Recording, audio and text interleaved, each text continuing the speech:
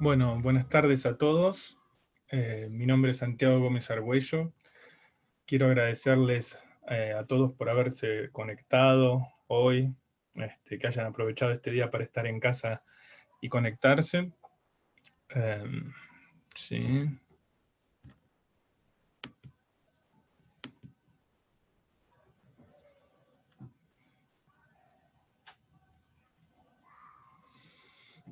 Acá me llega un mensaje. Veamos. ¿Se escucha bien? ¿Se escucha perfecto? Bien. Perfecto. Bien, entonces vamos a dar comienzo, sí. Ahora no va a haber problema porque la presentación se va a grabar, así que aquellos que lleguen tarde y no puedan escuchar la primera parte de la presentación, luego lo van a poder recopilar nuevamente. Y bueno, como les decía, la idea de hoy es poder ver que repasemos algunos conceptos que pueden ser relevantes a la hora de abordar un paciente que ha padecido un accidente cerebrovascular y que le ha dejado, por cierto, una secuela motora en el miembro superior. ¿Sí? Pero bueno, antes de avanzar, ¿sí? Yo quisiera poder agradecer tanto al colegio, al área de capacitación y docencia, a Eugenia, a Pablo, a Hernán, a todos los que han hecho posible que esta presentación se pueda llevar adelante. Y bueno, y comentarles un poquito de qué vamos a hablar hoy. Y la idea de hoy es hablar un poco como objetivo general, ver los procesos que están subyacentes del control motor en respecto a la extremidad superior antes y después del ACV. Por lo tanto, de alguna forma queremos conocer algunos datos epidemiológicos que pueden animarnos a enfocarnos en el miembro superior, ya que a menudo los kinesiólogos no solemos enfocarnos en la recuperación del miembro inferior en sí, por una cuestión de división de las áreas terapéuticas, y es más probable que terapia ocupacional se enfoque más en el miembro superior, pero sí es una parte vital de nuestro entrenamiento cuando trabajamos con los pacientes. Entonces vamos a estar revisando también algunos aspectos relacionados al aprendizaje motor y a la neuroplasticidad, y también quiero compartirles algunas observaciones clínicas sobre las que nos van a permitir observar a los pacientes de una mejor forma y ver cómo podemos hacer para que un grupo, al menos, o un subgrupo de nuestros pacientes pueda abarcar en este breve tiempo todas las opciones que estén disponibles. Nunca van a ser abarcadas por una presentación, pero sí vamos a ver algunas estrategias para brindarles más oportunidades para recuperar a nuestros pacientes. Entonces, si hacemos un poco sobre los datos de epidemiología y nos damos una idea de cómo impacta el ACV en la comunidad, imagínense que más o menos 800.000 personas cada año tienen un accidente cerebrovascular en Estados Unidos. Si lo que ustedes acaban de escuchar es una altísima incidencia que ocurre todos los años, y de los cuales un 26% permanecen unos 6 meses internados. ¿Sí? De esa totalidad de los casos, el 50% presenta algún tipo de hemiparesia, y el 30% es probable que tenga dificultades para caminar y necesite asistencias para la marcha. En cuanto al deterioro de la extremidad superior, vamos a tener diferentes aspectos a tener en cuenta. Por ejemplo, vamos a tener debilidad, vamos a tener contractura muscular, cambios en el tono muscular. Esto nos va a llevar, por un lado, a tener laxitud articular, y por otro lado, un control motor alterado. Todos estos impedimentos van a inducir a discapacidades en actividades comunes como alcanzar, levantar o aferrarse a diferentes objetos.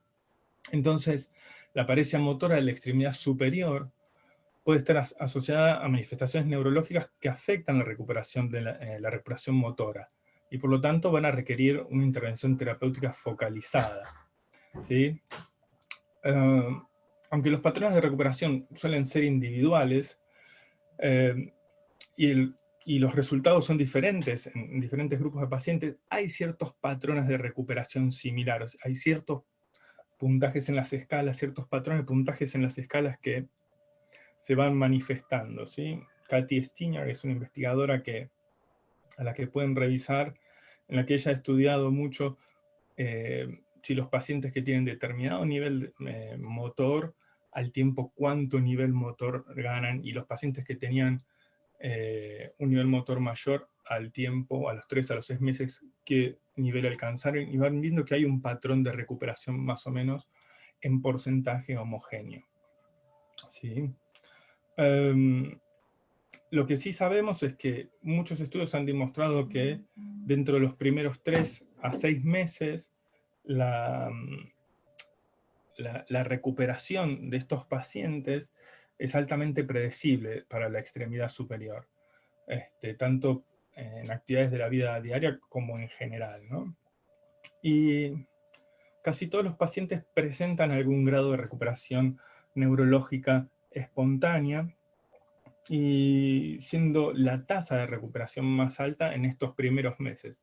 Pero sin embargo, hay evidencia, hay trabajos, quizás no son los trabajos más nuevos que haya publicados, pero sí que muestran, y que son alentadores para nosotros, porque muestran que uno puede tener recuperación motora más allá de 3 años, ¿sí? Incluso más tiempo también, o sea que los cambios de recuperación, por más que a los 6 meses pueda alcanzarse una supuesta meseta, o al año se puede alcanzar una supuesta meseta, eso no impide de que los pacientes sigan recuperando. Entonces,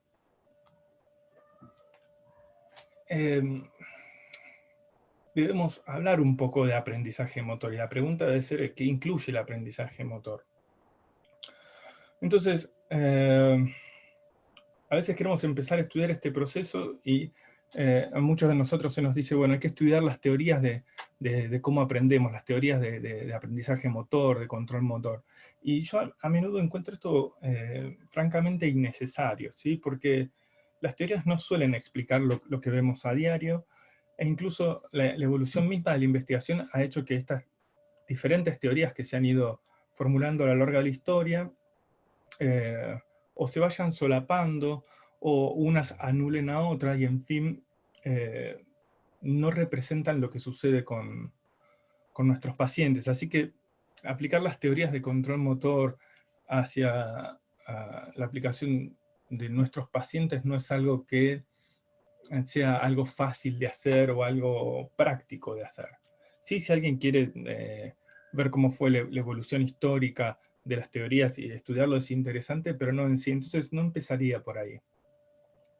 Fíjense que coloqué la diapositiva biomecánica normal, ¿sí? Y muchos podrán decir, ¿por qué para aprender necesito biomecánica normal, ¿no? De hecho, si tengo una lesión en mi rodilla, mi biomecánica puede ser totalmente anormal, pero no me impide aprender. Bueno, acá hay un aspecto importante que generalmente no consideramos en la biomecánica, y es el sistema nervioso central, ¿sí? Entonces, no es lo mismo que haya una biomecánica normal en un cerebro sano que no tuvo lesión, que cuando tenemos un accidente cerebrovascular, donde una biomecánica anormal está informando todo el tiempo incorrectamente al cerebro, ¿sí? Entonces, la biomecánica normal impacta fuertemente en el aprendizaje motor. Y cuando tengo un daño cerebral, la necesidad de una biomecánica normal es primordial, ¿sí?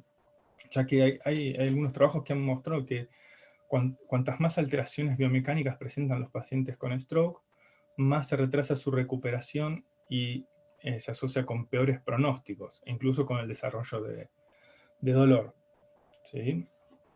En cuanto al procesamiento superior, o sea, el procesamiento del córtex y los ganglios de la base, sabemos que es extremadamente importante, que es clave, ¿sí? Porque es la posibilidad de sostener el aprendizaje, ¿sí? Cuando me refiero a sostener el aprendizaje, lo que estoy queriendo decirles es que todos tenemos cierta capacidad de retención de información, y el aprendizaje motor no escapa a esto, ¿sí?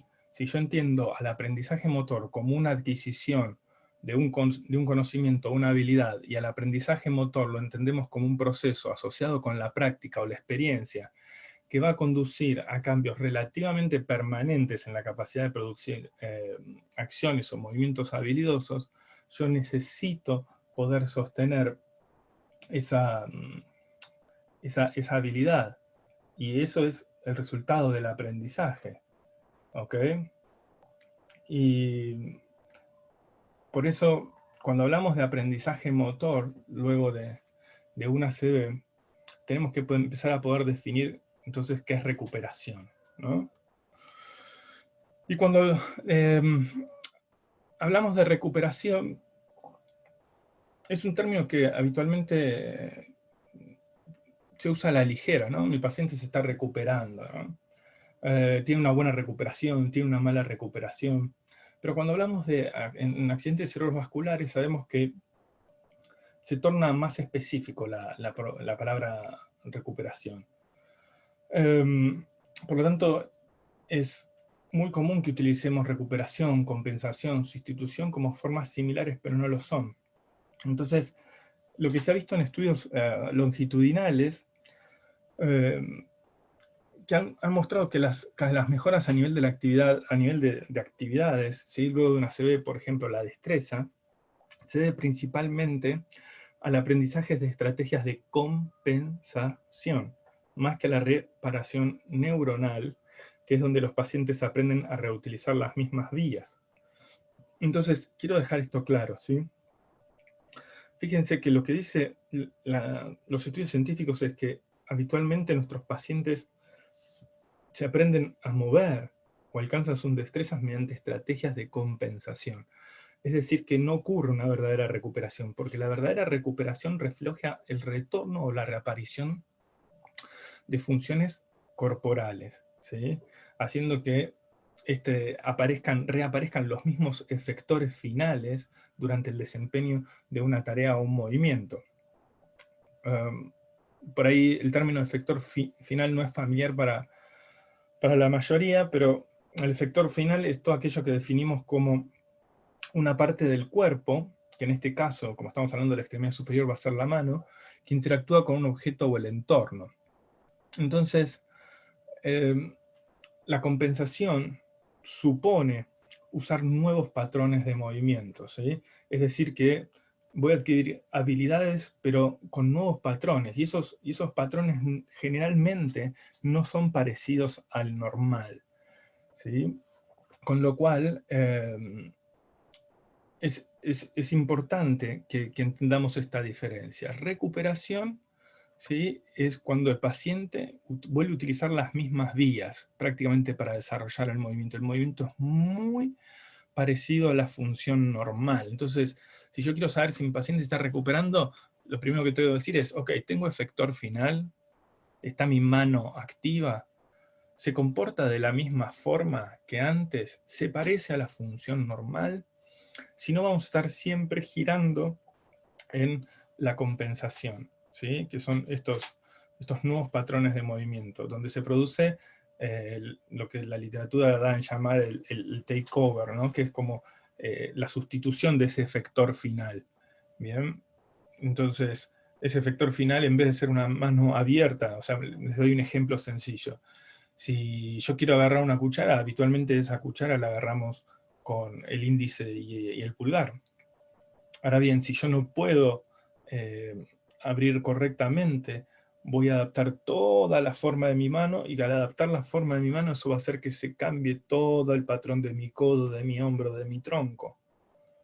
Con lo cual, ese takeover, ¿sí?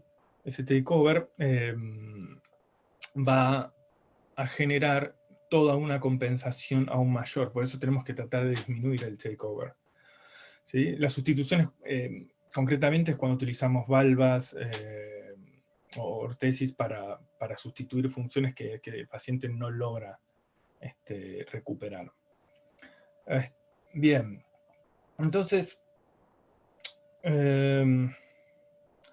vamos bien hasta acá. Entonces, es importante que ahora ustedes dicen, oh, ok, entonces no es posible recuperar, porque la mayoría de lo que veo en mis pacientes son compensaciones. La compensación no es algo malo en sí, depende de qué cantidad de compensación está usando para el movimiento. A veces puede ser la compensación la única forma de lograr un movimiento, la única forma de volverse independiente. ¿Mm? Entonces, la pregunta es, ¿cómo relaciono esto con la neuroplasticidad? Bien.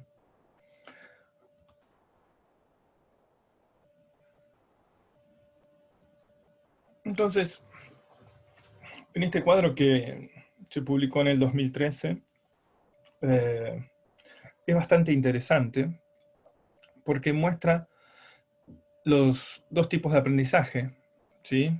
Los dos tipos de plasticidades, perdón, que son aprendizaje dependiente y aprendizaje no dependiente.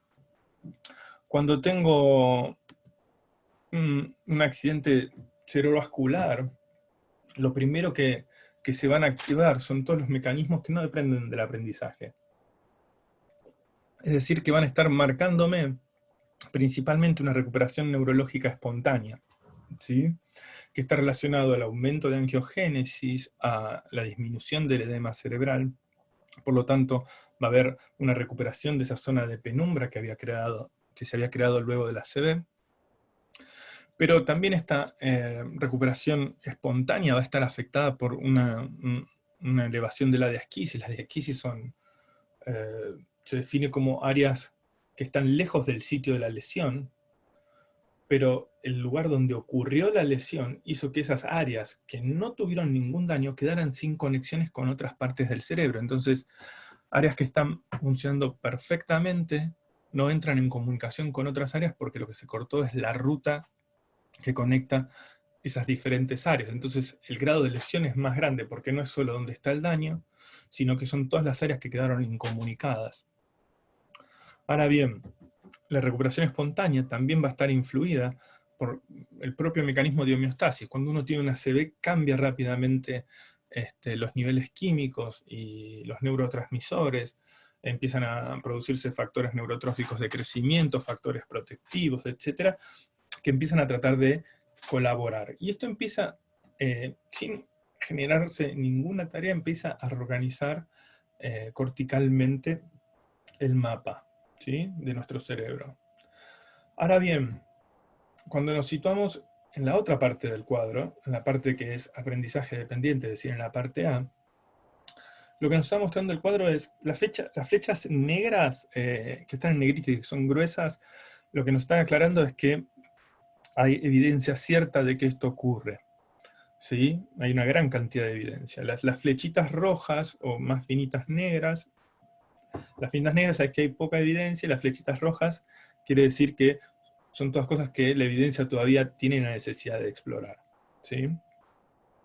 Cuando tengo una ACV, el paciente tiene algún tipo de habilidad para percibir y para moverse y para modular sus movimientos. ¿Sí? Ahora bien, van a estar ocurriendo cambios biomecánicos que van a estar influenciando esta capacidad de percibir lo que sucede. Entonces, sabemos que cuando esta variación en las habilidades de los pacientes para modular su recuperación pueden afectar rápidamente las funciones corporales, ¿sí?, generando mecanismos de sustitución. Y estos mecanismos de sustitución o de compensación lo que van a hacer es que haya un control motor adaptativo que va a generar un determinado desempeño de la tarea, ¿sí?, que no tiene que ser el parecido al normal. Entonces, fíjense que si yo sigo el cuadro y empiezo a desempeñar tareas incorrectamente, empiezo a generar plasticidad dependiente.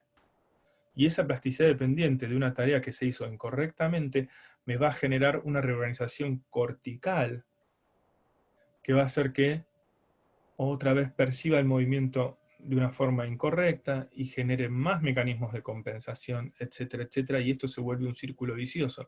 Entonces, si bien la parte B, el aprendizaje no dependiente, nosotros no podemos hacer algo directamente sobre esta parte, y por ahí la medicación va a ayudar notablemente, en esta parte, en la parte de aprendizaje independiente, nosotros somos un factor fundamental. ¿sí? Por lo cual tenemos que ser muy cuidadosos en cómo les enseñamos las tareas a nuestros pacientes o el nivel de exigencia que, que le damos a los pacientes. Entonces, este gráfico de alguna forma lo que está explicitando es que la verdadera recuperación es cuando se elimina el edema y se barre la zona de penumbra, ¿sí? Pero que también luego de eso van a emerger rápidamente compensaciones. ¿Por qué? Porque la parte que funciona, que le quedó remanente bien, con la parte que quedó remanentemente afectada, ¿sí? Van a estar interactuando y no de una forma normal. Entonces es muy importante nuestro rol ahí. Entonces, frente a este esquema, la pregunta que yo me hago es si existe una posibilidad de hacer una evaluación temprana que me permita estimar cómo va a ser la recuperación de mi paciente. A menudo esa es la pregunta más frecuente que tienen familiares y pacientes. Un paciente le vas a decir, discúlpame, ¿sabes si mi marido va a mover el brazo? ¿Sabes si mi mujer o mi hermano se van a recuperar, van a volver a caminar? Y para los que hacemos, para los que trabajamos con discapacidad, con pacientes con ACV, sabemos que es muy difícil establecer estos pronósticos de recuperación. ¿Es imposible? No. ¿Hay formas de hacerlo? Sí. ¿Es fácil? Más o menos. Se requiere entrenamiento, un entrenamiento muy preciso. Y esperen que volvemos a... Perdón.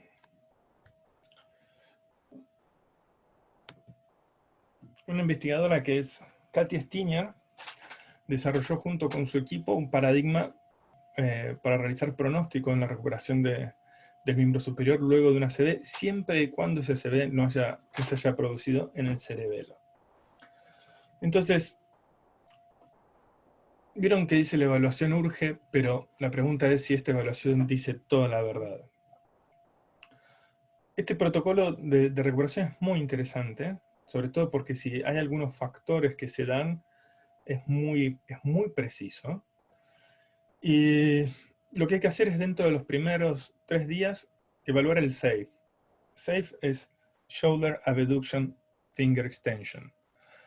Eso quiere decir que vamos a utilizar abducción de hombro y extensión de los dedos, ¿sí?, dentro de las 72 horas para saber cómo va a ser la recuperación de nuestro paciente. Es decir, que dentro de las 72 horas, ustedes le van a pedir al paciente con la escala MRC, con la escala de evaluación muscular de 5 puntos, el Manual Test de Fuerza Muscular, van a saber si entre la abducción de hombro y la extensión de dedos llegan a sumar 5 o más puntos. ¿Ok? Si entre los primeros 3 días tienen 5 o más puntos, ¿sí?, y son menores de 80 años, el pronóstico de recuperación dentro de los 3 meses es excelente, de la mano y del miembro superior. Ahora bien, puede ser que mi paciente no sea menor de 80 años y sea mayor de 80 años. Si mi paciente es mayor de 80 años, ¿sí?, si mi paciente, estoy acá, si mi paciente es mayor de 80 años, necesito que dentro de los 3 días el puntaje que sume entre la deducción de hombro y la extensión de dedos, ¿sí?, sea mayor o igual a 8 para tener un pronóstico excelente. Si es menor a 8, o sea, está entre 5 y 8, va a tener un pronóstico bueno de recuperación. Ahora bien, ¿qué sucede si dentro de los 3 días, que muchos de nuestros pacientes, dentro de los primeros 3 días, no tienen ninguna movilidad? ¿Sí? Si los pacientes dentro de los primeros 3 días no tienen ninguna movilidad, deberíamos aplicar la evaluación mediante una técnica que se llama estimulación magnética transcraneal. ¿Sí? La estimulación magnética transcraneal, nosotros tenemos un especialista acá en Argentina, que es el doctor Máximo Zimmerman, al respecto. Y la TMS, la estimulación magnética transcraneal, dentro de los primeros días, dentro de los primeros 3-7 días, ¿sí? Lo que voy a tratar es de generar potenciales evocados motores, ¿sí? Es decir, que es un aparato que emite una corriente magnética que al atravesar el hueso del cráneo se convierte en eléctrica y genera una estimulación directa sobre el cerebro, ¿sí? Ahora bien, esto va a generar un potencial evocado motor. Si genera un potencial evocado motor que tiene determinadas características, ¿sí? La recuperación va a ser tendiente a ser buena. Ahora bien, si cuando hacemos ese estudio, ¿sí? Esa estimulación magnética transcraniana, no se produce ningún potencial evocado motor, es decir, que no está habiendo ninguna conexión entre el miembro superior y la corteza, se va a utilizar una escala que es la escala NIS, que es la escala de recuperación de stroke de severidad de stroke de la NIH, del Instituto Nacional de Salud de los Estados Unidos, que si es menor a 7 va a tener un pronóstico de recuperación limitado, y si es mayor o igual a 7, como es una escala de severidad, va a tener un pronóstico tendiente a ser pobre. ¿Sí? Ahí abajo yo les dejé un link, ¿sí? Ese link, ustedes, ahí Katy Stinier realmente ha sido muy generosa y ha abierto su investigación para que pueda ser reproducida alrededor del mundo, para que ahí esté bien, puedan seguir bien paso a paso cómo se realiza el protocolo, y es muy interesante. Ahora bien, la misma Katy Stinier reconoce que aún hay mucho por estudiar, ¿sí? Porque sabemos que estos pacientes que no tienen un puntaje mayor de 5 de reducción de hombro y de extensión de dedos, que pasan en un gran grupo de pacientes, tenemos que ver cuál es la manera de seguir haciendo pronóstico, porque además todos estos pacientes reciben un tratamiento estándar de entrenamiento. Entonces, quizás en los pacientes que no están teniendo estas características tan tempranas de recuperación, es probable que necesiten otros tipos de entrenamiento. Por eso es tan necesario que los que hacemos neuro, ¿sí? Y los investigadores empiecen a tratar de generar subgrupos para poder dar un tratamiento bien específico a los pacientes, ¿sí? Entonces les dejo esto que es muy interesante para que lo puedan chusmear en la web. También pueden leer los artículos, pero en la web está mucho más sencillo y claro. Entonces, ¿qué debemos hacer con nuestros pacientes, ¿sí? Que tienen problemas en el miembro superior? Es probable que el abordaje temprano sea inminentemente necesario, y tengo que tratar de influenciar esos mecanismos de recuperación, sin lugar a dudas. La cuestión es qué hacemos con las compensaciones. ¿Se las podemos permitir? ¿No se las podemos permitir? ¿Cómo nos manejamos? ¿Sí? Entonces, recientemente se publicó un esquema de tratamiento, ¿sí? Que parece ser bastante sencillo, ¿sí? Pero a mí siempre estos esquemas de algoritmo me resultan un poco estructurados. Me parece que es importante seguir cierta estructura, ¿sí? Pero ellos dicen, bueno, mi paciente tuvo una ACV, ¿sí? ¿En qué estadio está? Está en estadio agudo. Bien, está en estadio agudo. ¿Qué pasa con el movimiento de la mano? ¿Está ausente o está presente? Entonces dice, bueno, si está presente y en los primeros estadios yo puedo aplicar eh, Constraint Induced Movement Therapy, es decir, la terapia de restricción del movimiento, pero a baja intensidad. ¿Sí? No más de 1 a 3 horas por día. ¿Sí? Puedo hacer ejercicios de fortalecimiento, ¿sí? Y puedo usar, si quiero, terapia en espejo. Pero ahora bien, si no tengo ningún movimiento de la mano, es decir, que está ausente durante el primer mes, y quizás la mejor estrategia para abordar el miembro superior sea terapia en espejo. Ahora bien, sí, yo puedo hacer otras terapias coayudantes como estimulación magnética transcraneal, como estimulación directa,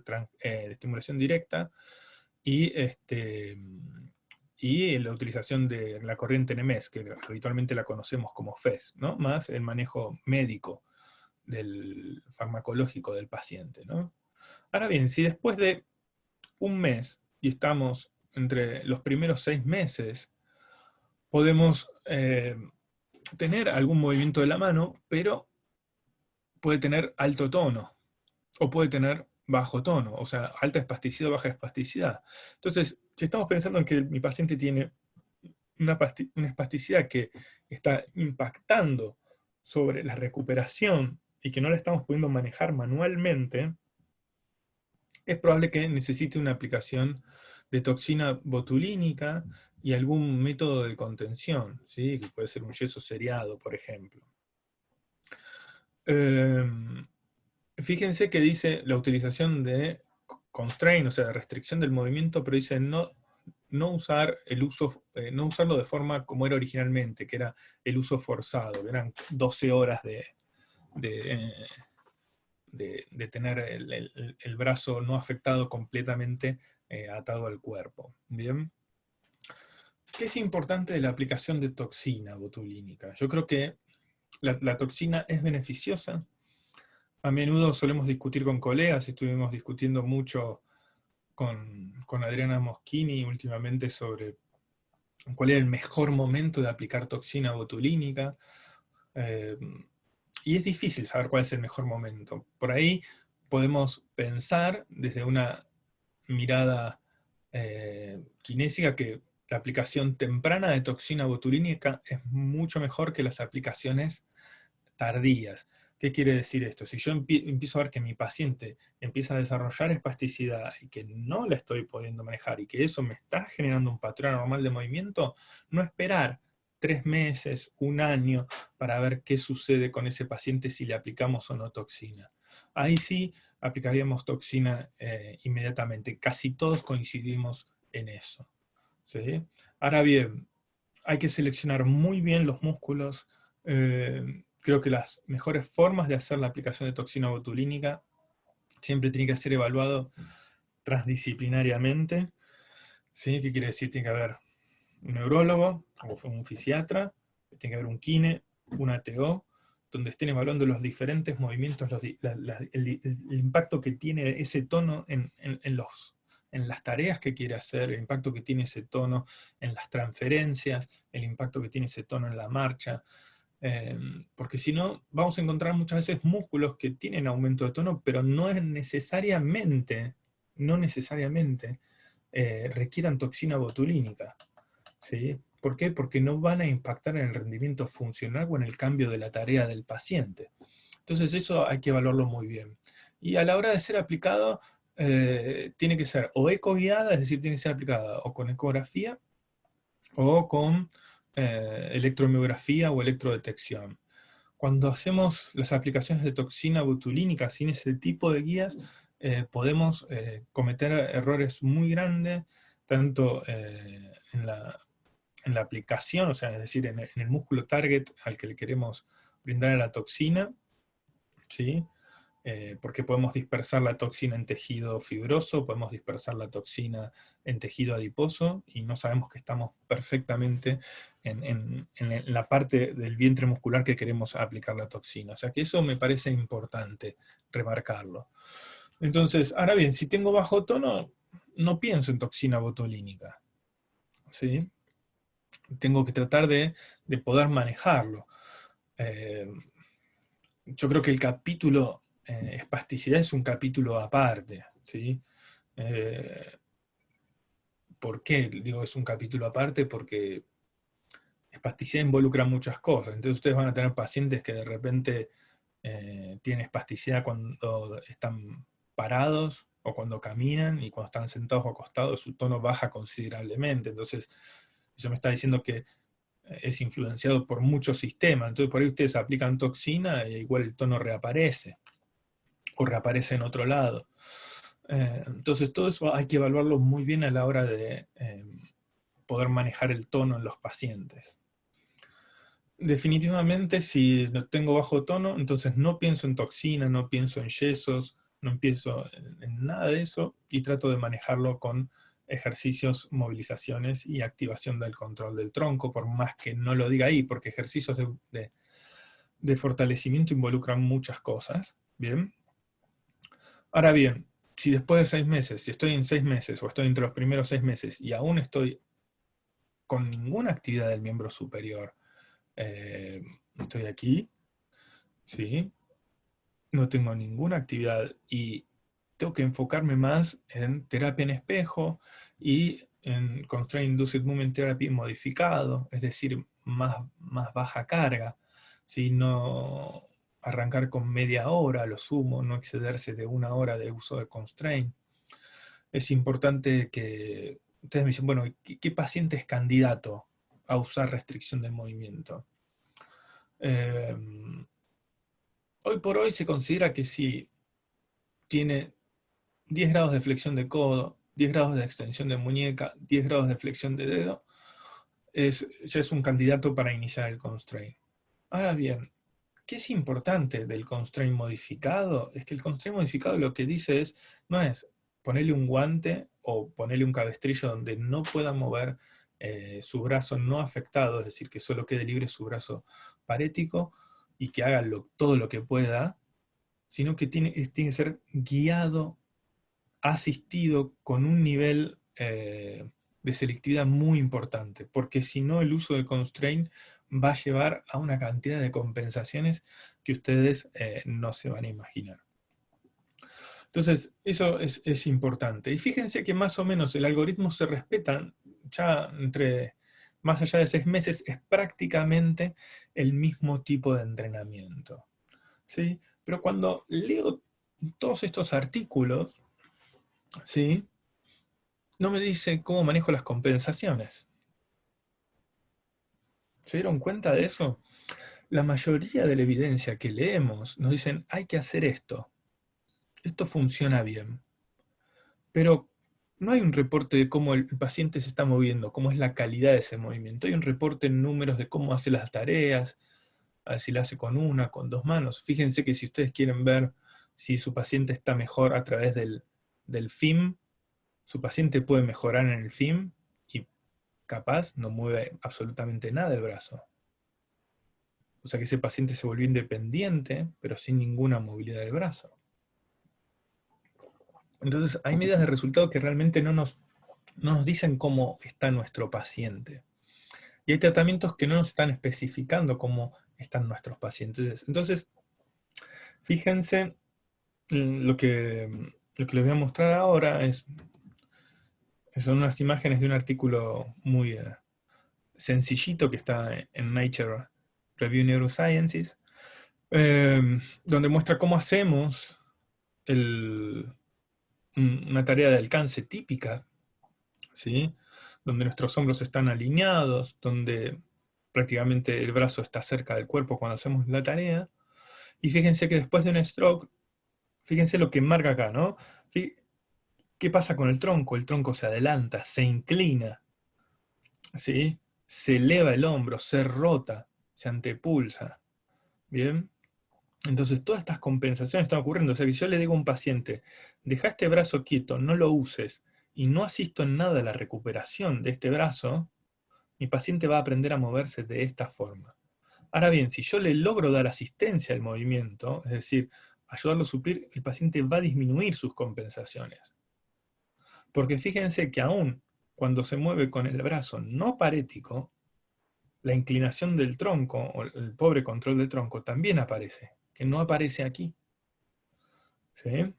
Entonces, las compensaciones suelen ser bilaterales y tenemos que prestar atención a eso, porque ya hay varios trabajos que muestran que luego de una ACV se pierde velocidad de movimiento a ambos lados del cuerpo, se pierde coordinación a ambos lados del cuerpo. ¿Sí? Entonces eso quiere decir que eh, quizás suene repetitivo, ¿no? O sea, porque uno dice, en una ACV que hay que trabajar el tronco. ¿Sí? Pero cada vez sabemos que el tronco es una llave importante. Yo hoy no voy a hablar específicamente del tronco, porque si no siempre parece que queremos hablar del miembro superior y nos quedamos hablando del tronco, el tronco, el tronco. Entonces, ¿cómo hacemos para restaurar el movimiento normal? ¿Sí? Entonces, yo creo que el concepto normalización es una palabra que se utiliza mucho, de evidencia científica, cuando hablamos de recuperación, ¿sí? Cuando retomo la pregunta ¿qué debemos hacer? Yo les digo a todos, hay que hacer normalización, ¿sí?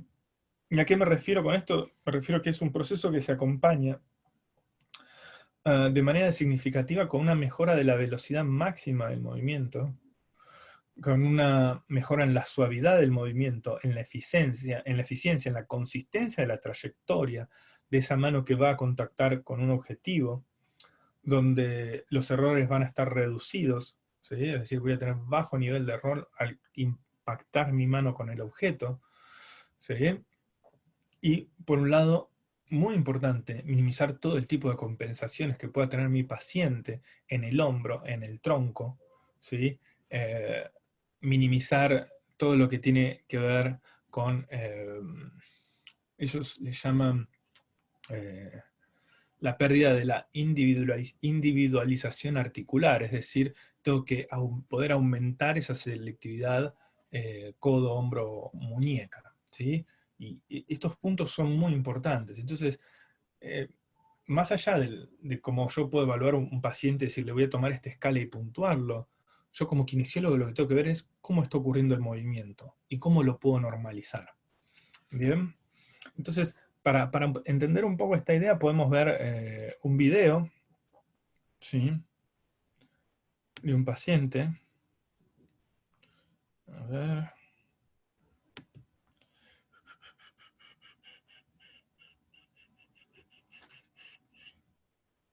Ok. Um,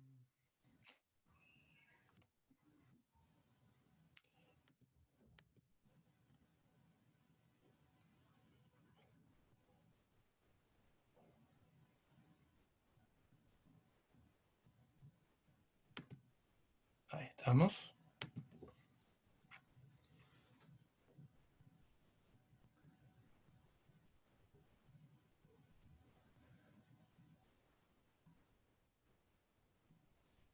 Fíjense que en ese video lo que vimos es un paciente que para iniciar su movimiento necesita tener una superficie donde estimula el reflejo de estiramiento, ¿sí? De su mano para poder generar una apertura de los dedos, ¿sí? Ahora, si prestan atención, ¿dónde está su otra mano? Su otra mano está dentro del bolsillo, ¿sí? Y a veces nosotros tenemos a los pacientes con la mano dentro del bolsillo casi toda la hora de terapia. A veces lo que hacemos con los pacientes también es pedirles que se pongan un guante de látex o dos guantes de látex en la mano no afectada 2 horas antes de la terapia para hacer que el input sensorial de esa mano baje y que aumente la representación y la actividad cortical del otro lado. Entonces, ustedes quizás me dirán, bueno, ok, pero ¿qué pasa con ese paciente? ¿Es capaz de sostener esa actividad sin la estimulación? Algunos pacientes sí, otros pacientes no. Entonces acá vemos otro video del mismo paciente ese día, ¿sí? Pero ya sin tener el estímulo. ¿Ok? Y fíjense que la trayectoria del movimiento, cuando estábamos hablando de normalización, ¿sí? Cuando estábamos hablando de normalización, estábamos diciendo que la trayectoria tenía que ser directa, que el contacto con la superficie del objeto tenía que ser preciso, teníamos que minimizar el error. ¿Ok? Entonces, si yo hago una crítica rápida a cómo se está moviendo el paciente, creo que tiene una velocidad muy alta para llegar y frena mucho tiempo antes. Vieron que es como que tiene, eh, frena su movimiento lejos de la tapa, proporcionalmente, ¿sí? Miren, va, toc, ahí frenó. Y después volvió a avanzar, ¿sí? ¿Ven? Ahí donde hizo un movimiento circular chiquitito, ahí frenó su movimiento y volvió a recalcular la distancia con el objeto, ¿sí? Y fíjense cómo los dedos ya llegan preparados para el tamaño del objeto. Una parte clave de que el paciente logre esto es que si yo le pongo, tratar de agarrar el vaso que tiene ahí de café, no lo va a lograr. Y cuando yo le pongo una tarea demasiado alta al paciente, ¿sí? Le pongo un objeto muy grande, lo más probable es que genere compensaciones, tenga errores al contactar con el objeto, ¿sí? Y eso desordene el control motor que está ganando el paciente. Entonces, el tamaño del objeto es importante para poder seleccionar cuál es el movimiento normal que va a desarrollar ese paciente. ¿Ok? Dicho esto, les hago una propuesta que nos pueden ayudar a llevar a la normalización. Entonces, yo creo que una forma de lograr la normalización es un aumento ordenado de la información sensorial, tanto de la visión, como la discriminación de dos puntos, como de la sinestesia del movimiento, ¿sí? Y la utilización del acoplamiento neural. Bien, poder tener conciencia de cómo me estoy moviendo, cómo estoy moviendo yo mismo en el espacio, es muy importante. Entonces trabajar con la memoria del movimiento parece ser clave. Si no conozco la biomecánica normal de la actividad que voy a desarrollar, es decir, no sé cómo se realiza, no sé aproximadamente cuánta flexión de codo necesito, cuánta reducción de hombro, es muy probable que yo no pueda ni pesquisar los errores, ni poder decirle cómo es la mejor forma de hacerlo, o cómo darle el ambiente necesario para que se mueva correctamente. ¿Sí? Entonces, quizás lo que suene más raro de todo lo que les estoy diciendo es esa palabra acoplamiento neural. Y lo que quiero hacer en esta presentación es poder darles una idea de un concepto relativamente nuevo, ¿sí? Al menos en una parte de la presentación, que es el acoplamiento neural entre miembros. ¿Sí? En los últimos años, este mecanismo, que se dio en llamar Neural Interlink Coupling, ¿sí? Parece ser un fenómeno de gran interés, o sea, y de un interés creciente en el estudio del movimiento normal. Entonces, les quiero mencionar esto simplemente para que puedan ver que hay nuevas líneas de abordaje o nuevas líneas de razonamiento clínico para poder pensar cómo estimular a nuestros pacientes, ¿sí? Y a estos CPG, a estos generadores centrales de patrones de movimiento, ¿sí? Los definimos como un vínculo flexible específico para cada tarea, ¿sí? Son fisiológicamente significativos durante movimientos complejos que realizan las extremidades. ¿Qué quiere decir esto? Porque por ahí lo que acabo de decir es medio chino, ¿sí? Cuando yo utilizo mis dos extremidades para hacer un movimiento, por ejemplo, destapar una botella, ¿sí? Parece que hay un programa, ¿sí? Motor, que interconecta mis dos miembros y que se hacen que coordinen. Y que coordinen en tiempo y espacio. No es que un brazo solo coordina por sí solo y el otro brazo coordina por sí solo, sino que están intercomunicados entre sí. Bien. De alguna forma el acoplamiento neural difiere de otros tipos de actividades reflejas porque esto se vio en sujetos sanos, no solo en lesionados medulares, no solo en diferentes tipos de parálisis, ¿sí?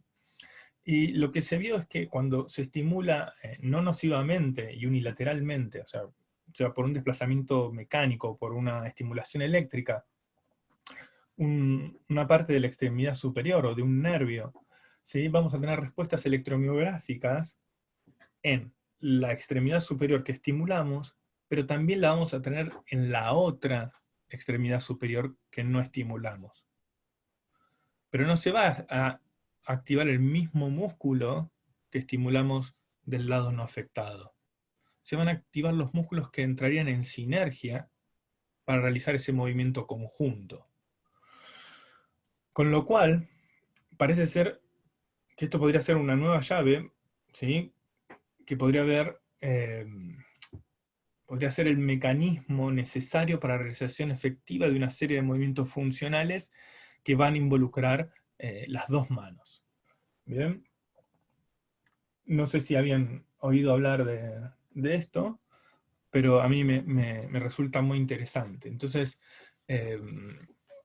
lo que dice Volker Dietz, que es un estudioso de los CPG, ¿sí? Dice que el acoplamiento neural lo que hace es trabajar en los movimientos cooperativos de la mano. Y por movimientos cooperativos de la mano se refiere a todas estas tareas que yo voy a utilizar mis manos en conjunto de forma coordinada a la par. ¿Sí? Que ustedes lo van a empezar a experimentar cuando ustedes usan dos manos para hacer una tarea. ¿Sí? Van a decir, ah, mira, acá debería estar teniendo acoplamiento neural, ¿sí? Es lo mismo, como un guitarrista que toca un instrumento, como un pianista, no es que si con el índice hace negras y está tocando una canción y con los otros de la mano hace corcheas, la coordinación está aislada, sino que están moviéndose específicamente y coordinando y comunicándose de un cerebro al otro cerebro y mandando información a una y otra extremidad para que el movimiento sea coordinado. Por lo tanto, el nivel de integración que tiene esto es en en todo el sistema nervioso, es a nivel de médula, a nivel de tronco y en ambos hemisferios corticales. Bien. Entonces, ¿qué es lo que sucede? ¿Sí? Yo tengo una ACV, ¿sí?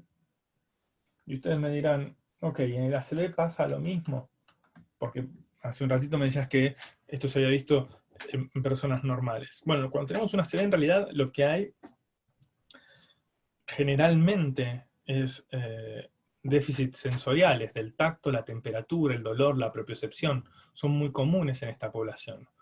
Igual las estadísticas dicen que más o menos va a ser entre un 11 y un 85% las alteraciones sensoriales que pueden padecer los pacientes que tienen una ACV.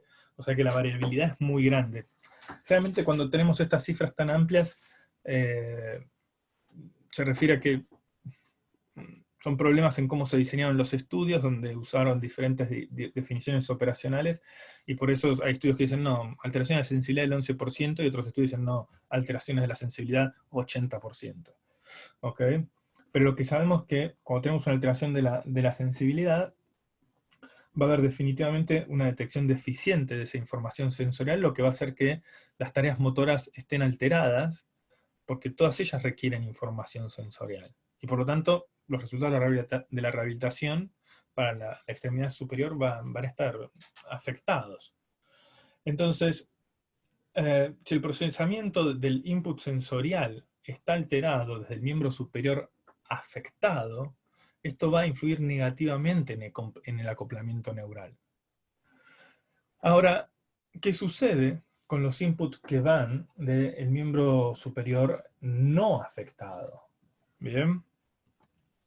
Entonces, después de una CD, estudiaron los movimientos cooperativos y lo que mostró la evidencia es que la gran mayoría de los sujetos que han tenido una CD con una paresia espástica, la estimulación del brazo no afectado, ¿sí?, produjo respuestas electromiográficas en el antebrazo afectado también. ¿Sí? Es decir, que eso estaba marcando que el brazo no afectado, o sea, la parte de la corteza sí estaba informando, ¿sí?, a la parte de la corteza afectada. Y por lo tanto había respuestas electromiográficas en el brazo que estaba parético. Ahora bien, en contraste, ¿sí?, cuando se estimulaba el lado afectado, si la paresia era muy grande, ¿sí?, si tenían una afectación muy grande, mediana o grande, ¿sí?, no teníamos respuesta en el miembro superior no afectado. Es decir, que cuando estimulamos eléctricamente o generamos movimientos en el miembro superior no afectado, hay activación eléctrica, ¿sí?, en el miembro superior afectado. Pero si lo hacemos al revés, no sucede. Y esto pudieron correlacionarlo con la puntuación de la Fullmeyer, que es una escala de recuperación motora, ¿sí? Y se pudo ver que a niveles, cuanto más bajo era la Fullmeyer, menor acoplamiento neural había en los pacientes, ¿sí? Entonces sabemos que luego de una CD, Los pacientes pueden tener un acoplamiento neural conservado, por lo cual no siempre restringir el lado no afectado es la medida más útil. Si bien esto es, quizás si me agarra alguien que sigue rigurosamente los consensos va a decir, ok, todavía no tenemos suficiente información. Es correcto, todavía no tenemos suficiente información. Los estudios son bastante recientes y por eso les quiero traer estas ideas para que sepan hacia dónde está yendo una parte de la investigación. ¿Sí? Entonces, lo que nos está diciendo es que si esto ocurre, es decir, que cuando estimulo el brazo que no está afectado, hay actividad del lado que está afectado, me está diciendo que hay cierto grado de indemnidad de los centros superiores en el cerebro. ¿Sí? Entonces, lo que estamos viendo es que el rol de los sistemas sensoriales cobra un lugar muy importante. ¿Sí? Entonces, ahora alejándonos ya del acoplamiento neural, para dejarles esta idea, veamos un video para analizar los conceptos de normalización del movimiento. ¿Bien?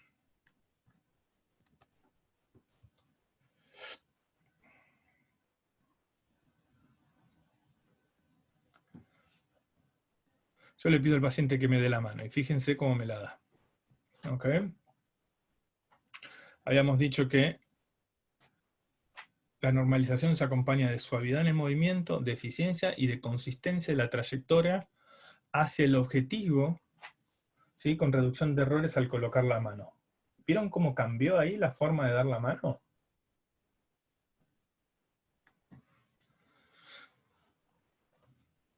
Fíjense.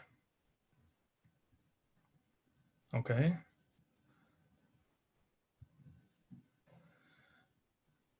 Veámoslo de vuelta. Sí. Ok. Fíjense ahora, fíjense cómo es la trayectoria del movimiento. El cambio es notable. Si para poder verlo en detalle, podemos ver la trayectoria, pero más detenidamente. Ven lo que sucede. Ahí hay cierto nivel de error. ¿Sí? Y fíjense ahora.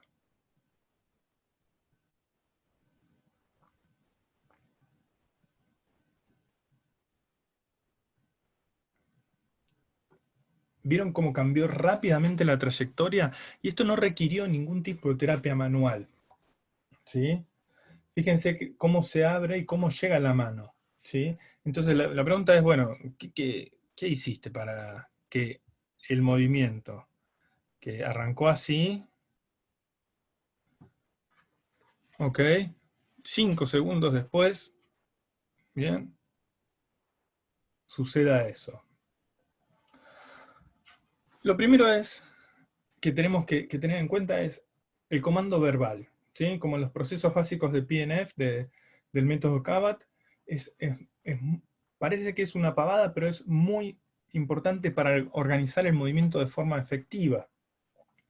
Entonces, el primer comando verbal que le estoy dando al paciente es, ¿ven esa indicación que le digo? ¿Sí? Esa indicación lo que está haciendo es decirle dónde debe el paciente poner su vista. ¿Dónde debe el paciente poner su vista? ¿Sí? Entonces, le estoy diciendo hacia dónde tiene que dirigir su target. ¿Ok? Entonces, lo primero que le digo es, no mires tu mano, enfócate en este punto. ¿Sí?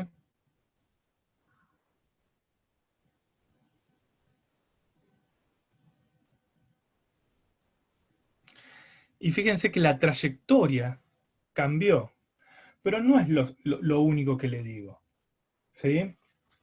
Bien, porque sí, puedo hacer algo importante o menciona algo importante, al menos para mí, es cuando entendemos cómo la visión procesa, es organizadora del movimiento, lo primero que tenemos que entender es que la visión tiene que estar lejos de la mano, ¿sí? No de mi mano. Sí, tiene que estar lejos de la mano del paciente. ¿Por qué? Porque la visión central le informa muy rápidamente al cerebelo sobre cuál es la trayectoria, o sea, la visión foveal, cuál es la trayectoria que tiene que hacer el brazo. ¿Sí? La visión periférica va a organizar la parte postural, en base a cómo se organiza con el ambiente. Entonces, es muy importante que la visión del paciente esté centrado en el target al que yo quiero, en el blanco que yo quiero que el paciente vaya a agarrar, y no en la mano o en el miembro superior, porque si no lo que va a estar haciendo la visión es corrigiendo el ongoing del movimiento, es decir, va a estar corrigiendo cómo el movimiento se está desarrollando en ese momento. ¿Ok? Entonces, es muy importante eso como primero. Y lo segundo, ¿sí? Es, fíjense cómo inicia el movimiento aquí. Y ven el pulgar sale disparado para arriba. ¿Ok?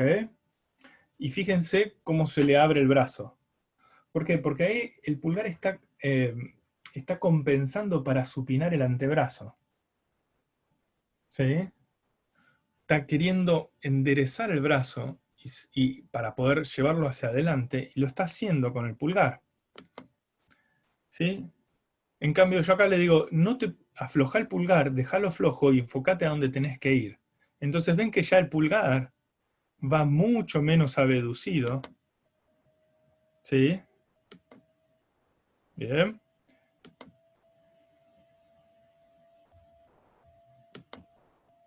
¿Ok? Y es mucho más ordenada la trayectoria del movimiento. Bien. Entonces, esa es una diferencia muy importante entre cómo nos movemos realmente, cómo creemos que nos movemos y nos movemos realmente. ¿Ok? Entonces, estos son dos puntos importantes. El target de la visión, ¿sí? Bien. Y una llave, por ejemplo acá, que el pulgar no tiene que ser el que guía toda la deducción del movimiento. ¿Ok? Bien. Ahora bien, si hablamos, hasta ahora hablamos globalmente de la mano, ¿sí? Entonces, veamos qué sucede cuando hablamos de escritura en los pacientes, ¿sí?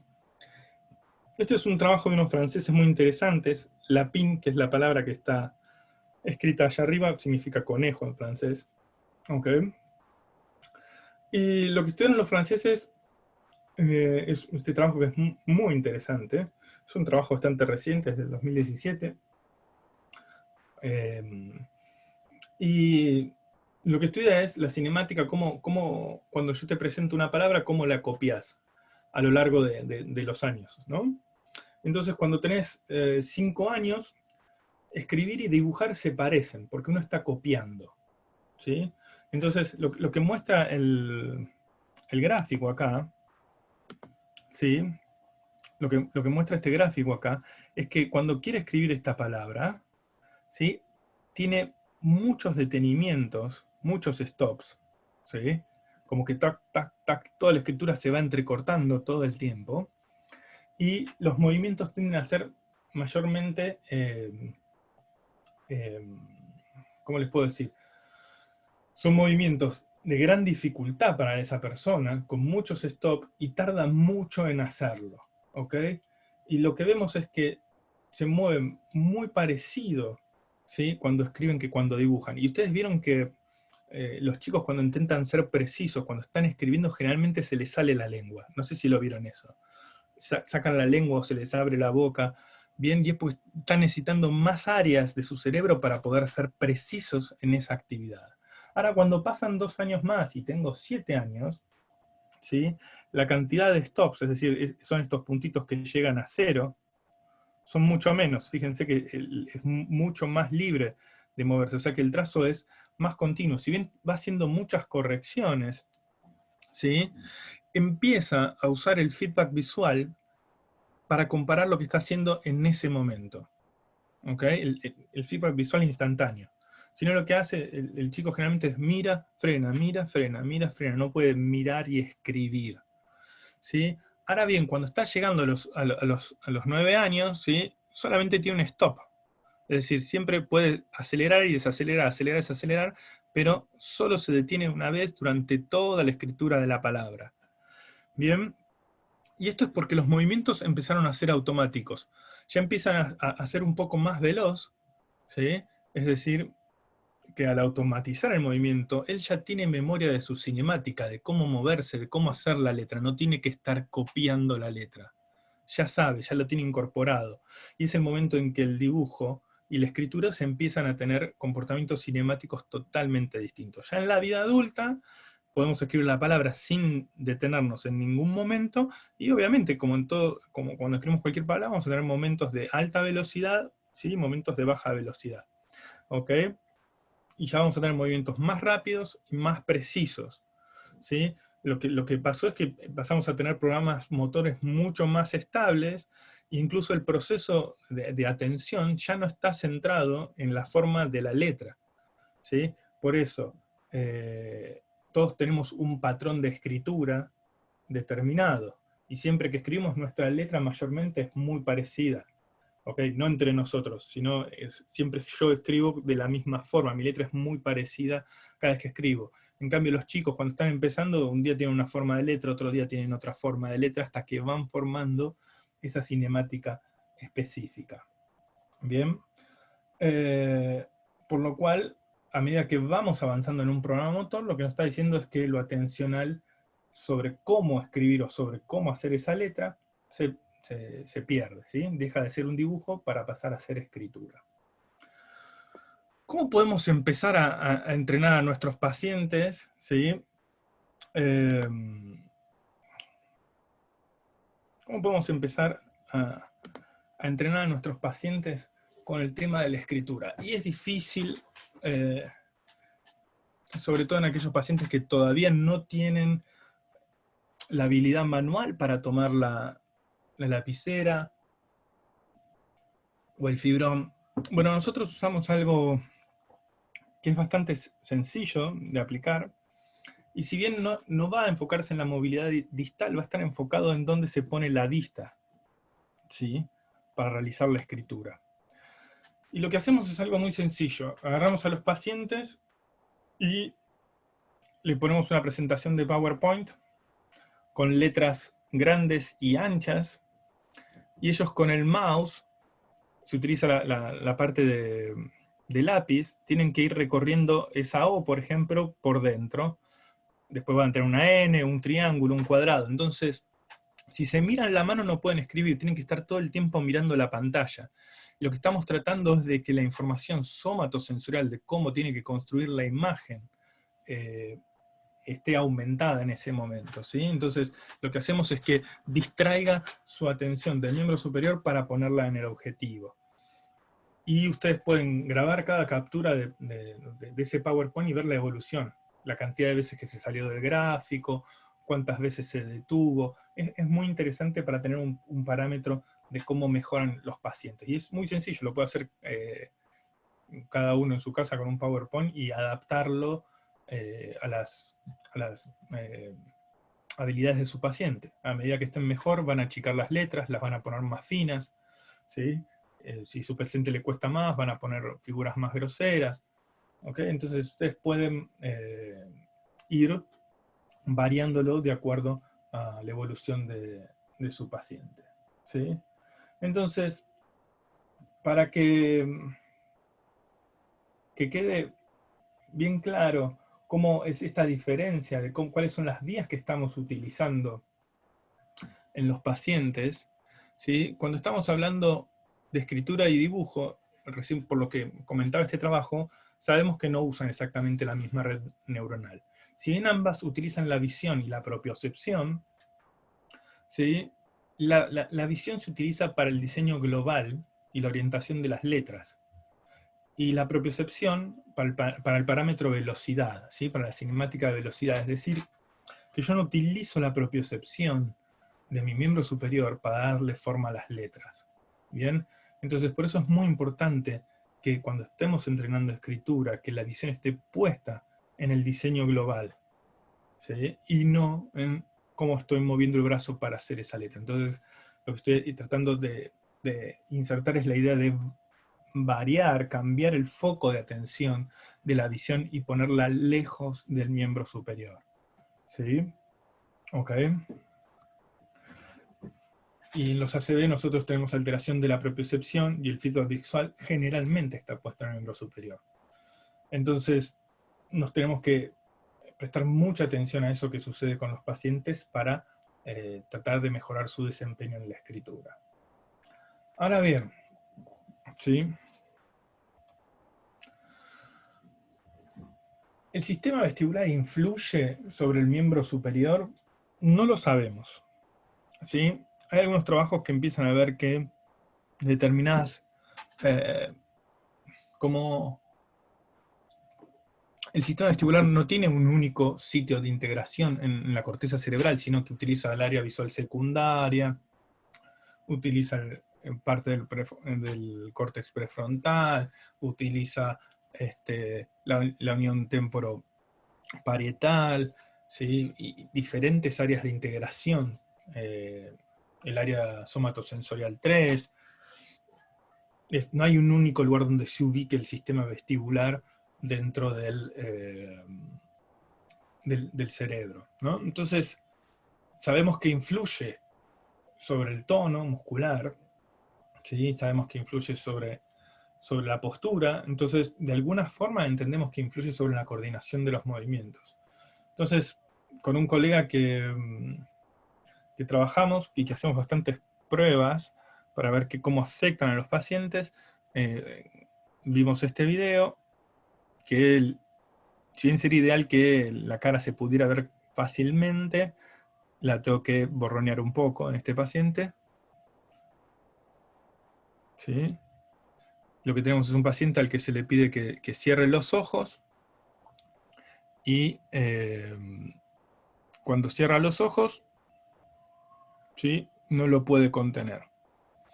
Después le pedimos al paciente que mire la tapa de la botella y que una vez que la empieza a mirar, empieza a hacer movimientos en el plano horizontal de la cabeza, ¿sí? Y de a poquito que puede incrementando la velocidad de ese movimiento en la cabeza. ¿Okay? Que trate de hacerlo un poco más rápido, más rápido. ¿Sí? Y luego de hacerlo este breve tiempo, creo que son más de 30 segundos, ¿sí? Le volvemos a pedir que se detenga y que cierre los ojos. Y fíjense lo que sucede ahora. ¿Sí? Ahí cierra los ojos.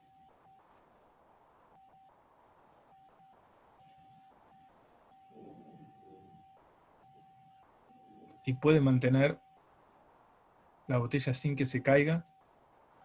Entonces, cuando muestro estos videos, no es que van a salir estas cosas van a salir con todos los pacientes. Y no es para que digan, uy, mirá, ahora hay que entrenar el VOR en los pacientes para que mejore la coordinación y el tono muscular en los pacientes con ACV. No lo sabemos, son pruebas, son cosas que vamos experimentando y que tenemos ganas de compartirlas y ver qué experiencias pueden tener ustedes con estas herramientas, ¿sí? Entonces, si miramos las diferentes intervenciones que se proponen en neurorehabilitación para asistir a nuestros pacientes, ¿sí? Por un lado tenemos todas las intervenciones que están relacionadas a estrategias BOBAT, estrategias de facilitación neuromuscular propioceptiva, aprendizaje motor, constraint, ¿sí? Etcétera, intervenciones musculoesqueléticas como fortalecimiento, movilización, elongación. Lo primero que me llama la atención es que dentro de esas taxonomías no se pone el entrenamiento bilateral. Parece que a veces el entrenamiento bilateral estuviera prohibido. Sin embargo, hay trabajos que muestran que el entrenamiento bilateral no mostró diferencias entre grupos cuando se lo contrastó contra la terapia de restricción del movimiento, contra constraint. Entonces, el bilateral training podría ser totalmente una actividad posible, y teniendo en cuenta que hay pacientes que podrían beneficiarse con el acoplamiento neural, yo creo que es algo que deberíamos tener en cuenta. Y cuando hablamos, o cuando tratamos de discutir sobre cuál sería el mejor entrenamiento bilateral, yo me enfocaría en estos movimientos que son cooperativos, ¿sí? En estos movimientos que tienden a utilizar esta red de interconexión neuronal entre un miembro superior y el otro. No a levantar una pesa con los dos brazos, sino a movimientos de coordinación, ¿no? Dentro de la taxonomía también se ponen todos los aspectos cognitivos, perceptuales y sensoriales. Pero lo que nos sucede a nosotros es que a menudo, ¿sí? Nosotros no usamos la parte cognitiva para mejorar la función del miembro superior, ¿sí? Lo que tenemos que entender es que si la demanda cognitiva de la tarea es muy alta, es prácticamente como si el paciente estuviera haciendo una tarea dual, ¿sí? Porque tiene que prestar atención a muchos componentes del movimiento. Entonces, cuando tiene que prestar atención a muchos componentes del movimiento, no lo puedo organizar. Y cuando eso sucede, generalmente lo que ocurre es un takeover, aparece una sobrecompensación. Entonces, si hacemos esta tarea dual o esta exigencia durante los primeros meses, es muy probable que afloren las compensaciones, ¿sí? Y las compensaciones que no nos gustan. Ahora bien, si mi paciente ya tiene un mayor tiempo de evolución y su recuperación es más estable, yo puedo jugar mucho más con las exigencias de las tareas, ¿ok? Pero todo eso igual lo tengo que ver paciente por paciente. No es algo que puedo decir en general, ¿ok? Entonces, sí, un capítulo que me parece importante y que a veces me gusta decir es qué no debemos hacer en los pacientes cuando están con una paresia del miembro superior, ¿sí? Y lo que dice la evidencia científica es que las primeras 24 horas no tienen que tener altas dosis de rehabilitación o exigencia, ¿sí? Es importante que la exigencia de los pacientes sea progresiva las primeras semanas del ACV, ¿ok? Si no, se va a favorecer la sobrecompensación. Otra cosa que es importante no usar en los pacientes son valvas o tapes para evitar la espasticidad de muñeca y mano. No están recomendadas por los consensos, ¿sí? Y tampoco el uso de poleas por encima de la cabeza.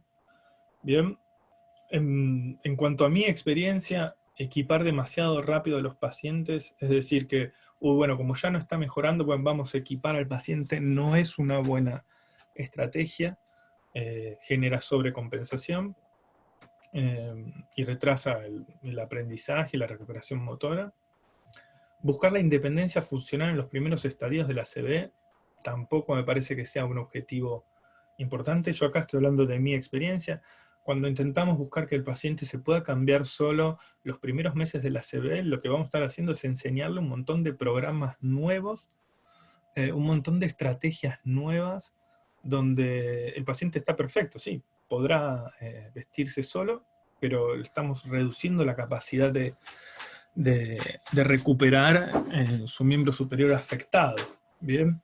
Y definitivamente las terapias grupales no ayudan a que podamos tener una buena recuperación del miembro superior, ¿ok? Entonces, si queremos valorar nuestras mejoras, es importante que no nos pase esto, que la balanza no se incline hacia el lado de las compensaciones motoras, ¿sí? Lo que tengo que tratar es de disminuir el daño y mejorar la calidad del efector final. Tengo que mejorar la calidad de esa mano, tengo que mejorar la calidad sensorial de esa mano. Obviamente siempre manteniendo el control del tronco, porque si no hay ninguna estimulación del efector final, o si como la mano no tiene actividad, bueno, cuando tenga un poco de actividad la trato, es muy probable que ese efector final se vaya apagando y todas las tareas que quiera hacer ¿sí? Me hagan generar un nuevo patrón porque esa muñeca no se activa o no es asistida en ningún momento. Entonces eso es muy importante. Entonces, para ir concluyendo, el aprendizaje motor en los pacientes con ACV no se puede hacer solo en repetir tareas, variar las tareas, fortalecer o elongar, ¿sí? Yo me acuerdo que teníamos un paciente que una vez fue a una institución donde le decían, bueno, no, vos lo único que tenés que hacer es repetir tareas. Y el paciente dijo, pero no me van a entrenar la calidad del movimiento. No, no, tenés que repetir estas tareas, porque está demostrado que repetir tareas mejora el aprendizaje motor. Y el paciente las empezaba a repetir mal. ¿Sí? ¿Por qué? Porque no tenía asistencia, porque ese lugar brindaba asistencia grupal. Entonces, repetir la tarea no es la única forma de aprender y a veces no es la mejor forma de aprender. Por lo tanto, sí quiero que empiecen a poder bucear en lo que es la integración sensorial, ¿sí? Y tratar de encontrar formas de aumentar la velocidad pico de los movimientos sin generar compensaciones, ¿sí? Tienen que tener en cuenta que los pacientes que no recuperan rápidamente lo pueden hacer después de varios años, pero que también hay una limitante que son las características socioambientales, es decir, cuánto le puede dedicar el paciente a la rehabilitación de la extremidad superior, cómo la puede poner en contexto, ¿sí? Creo que son puntos importantes. Bien, así que bueno, les agradezco por su atención y si me quieren hacer preguntas, estoy a su disposición. Acá me preguntan si recomiendo alguna técnica de integración sensorial. La información de integración sensorial está brindada por las terapistas ocupacionales y no tenemos esa formación abierta a nosotros. No estoy formado en el método Perfetti, ¿sí? La evidencia que tiene es poca por ahora, pero sé que trata de jugar con la integración sensorial y los aspectos cognitivos. Sería interesante tener una charla sobre ese método de abordaje, pero si no, la otra forma de tratar de generar integración sensorial es lograr de darle al paciente eh, tiempo de procesamiento, y creo que esto es clave, ¿sí? Si vieron que por ahí agarramos y, y queremos estimular un dedo. Entonces yo toco un dedo del paciente y le digo, ¿sentís? Y el paciente me dice no. Quizás no lo siente en ese momento, ¿sí? Quizás no lo siente en ese momento, pero si esperamos un rato y no estimulamos otra parte de la mano, empieza a sentir ese dedo, porque la información tarda mucho tiempo más en integrarse arriba. Entonces a veces ustedes le tocan el dedo y siente una sensación en el codo, ¿bien? Y eso quiere decir que cuando ustedes apretaron en el dedo, esa información la sintió. La diferencia es que la expresa en un lugar diferente de donde la sintió. Entonces hay que explicarle al paciente que esa sensación que sintió el codo es el dedo en realidad. Y no tienen que ir a tocar otro dedo, porque si no van a generar ruido dentro de la corteza. Manténganse en ese dedo hasta que el paciente empiece a sentir el dedo en el dedo. Eso es un consejo que les puedo dar. Después me hacen otra pregunta, si en el caso de la heminegligencia se puede ver afectado el acoplamiento neural. No necesariamente, porque es una respuesta que la respuesta es es a través de electromiografía. O sea, ¿qué quiere decir esto? Que vos vas a tener una respuesta eléctrica, el paciente puede sentirlo o no, ¿sí? Pero no tiene necesariamente por qué estar alterado, ¿ok? Ustedes van a estimular el lado sano en un movimiento cooperativo, ¿sí? Y va a generar actividad electromiográfica del otro. Lo que es importante es que en la heminegligencia es dificultoso a veces hacer movimientos cooperativos, sobre todo cuando esa heminegligencia está muy focalizada en el miembro superior. ¿Okay? ¿Qué pienso? Otra pregunta es, ¿qué pienso del uso de cabestrillo? Mira, hace unos años hice una presentación bastante exhaustiva. El tema con la subluxación son dos cosas. Primero es la posición escapular, y la mayoría de los cabestrillos no tienen en cuenta eso. Entonces, a veces prefiero hacer un tape para posicionar mejor la escápula y eso reduce la subluxación. Y si tengo que elegir un cabestrillo para el paciente, hay uno que se llama Give More Sling, ¿sí? Que es un cabestrillo que tiene una sujeción en la mano y otra sujeción en el codo, y te permite tener el brazo colgando al lado del cuerpo y no en flexión, rotación interna y aducción.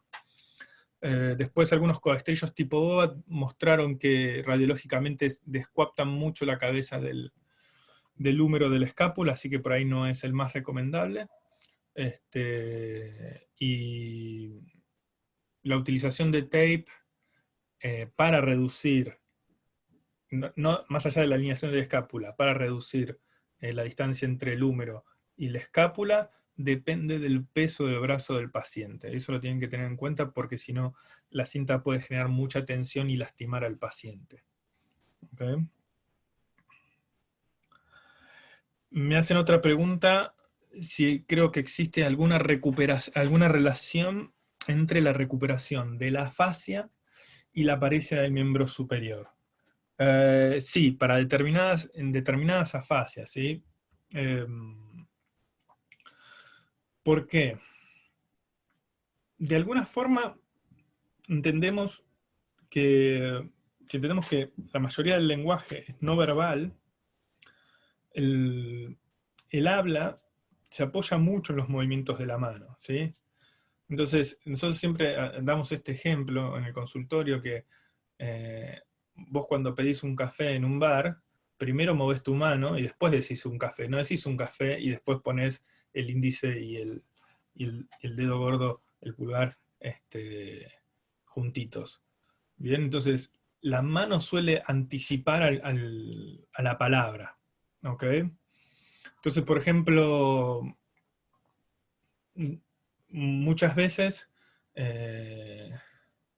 cuando vos tenés una lesión izquierda, eh, que afectó tu lenguaje y afectó tu brazo derecho, es muy probable que trates de usar todo tu brazo izquierdo para hablar. ¿Ok? Y lo que vimos que a los pacientes que le restringimos el brazo izquierdo, las palabras le salían un poco más fáciles, y a medida que iba recuperando su miembro superior y usaba su brazo derecho para darle feed forward al lenguaje, eh, mejoraba la fluidez para decir las palabras, entonces, y para la evocación de las palabras. Entonces, si bien no tengo un paper, nada, eso sí está completamente relacionado en determinados tipos de afasia, y además porque tanto la parte motriz de la boca y de la lengua y las áreas motrices de la mano están íntimamente relacionadas. ¿Sí? Me preguntan cuánto debe durar una sesión para evitar la sobrecarga de estímulos. Mira, es una buena pregunta y es un bache importante que tenemos en nuestra profesión, que es la dosificación en general, ¿sí? Excepto en subespecialidades muy específicas de nuestra profesión, como la respiratoria, la vestibular. La dosificación es algo que lo tenemos entre comillas. Yo creo que es importante evaluar cuánto el paciente puede sostener una terapia sin fatigarse. Entonces, hay pacientes que pueden tener 3 horas de rehabilitación seguidas y hay pacientes que no superan los 35 minutos. Eh, y, y hay pacientes en los que necesitan tener terapia una vez al día, y eso es mucho mejor que 2 veces al día, pero todo eso es a ojo, no tenemos forma de estimarlo con precisión. Y de hecho, cuando lograste ciertos cambios, algunos expertos clínicos recomiendan que le des un tiempo de no rehabilitación, unos días que no de rehabilitación, cosa de que ese esquema nuevo que metiste se enfrente a algunos errores y trate de corregir por sí solo y se adapte, sin tanta sobrecarga cognitiva. ¿Sí?